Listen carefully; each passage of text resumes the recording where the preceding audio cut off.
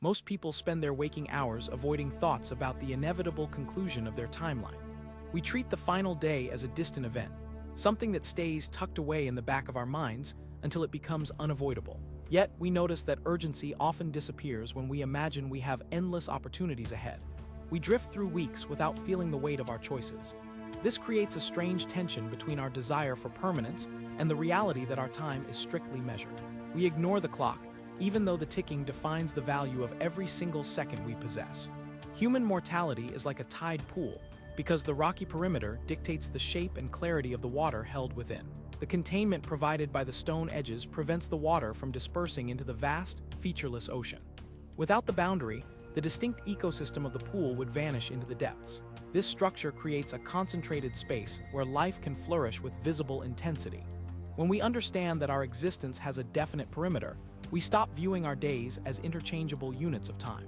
Each moment gains a specific texture because it cannot be reclaimed once the period concludes. We focus our attention on the present precisely because the duration is constrained.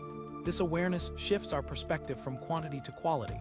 We stop waiting for a future that lacks a deadline and begin engaging with the immediate reality of our surroundings. The limitation provides the necessary frame for human experience to gain its weight. Imagine a person who receives a diagnosis suggesting their remaining time is quite limited.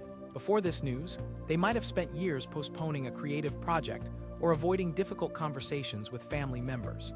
They lived under the assumption of a long, open-ended future. Once the boundary becomes clear, their daily rhythm changes entirely. They stop worrying about minor social slights or long-term career anxieties that occupied their thoughts previously. Instead, they prioritize the people they love and the activities that provide them with genuine satisfaction.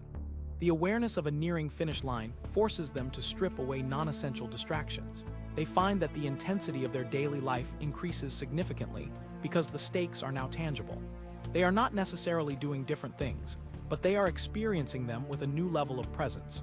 This scenario shows how the recognition of an ending can transform a standard routine into a series of meaningful encounters. I find it compelling that we often treat our finitude as a burden when it might actually be the source of our engagement. We search for ways to extend our reach, yet we feel most alive when we are forced to choose.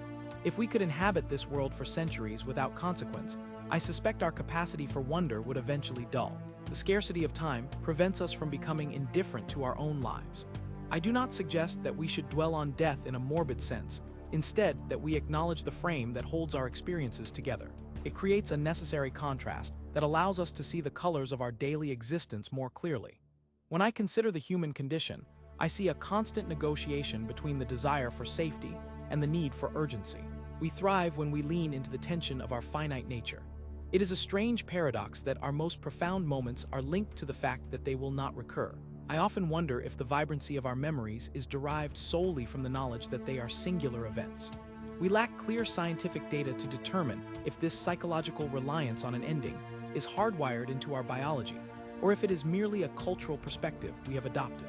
We are walking along a path that has a clear terminus, and this reality is not something to overcome. It is the very condition that allows us to walk with purpose. Perhaps the goal is not to escape the boundaries of our existence, but to inhabit them fully. Have you ever noticed how your perception of a moment changes when you accept that it is temporary? It is worth considering whether we gain more by ignoring the clock or by listening closely to its steady,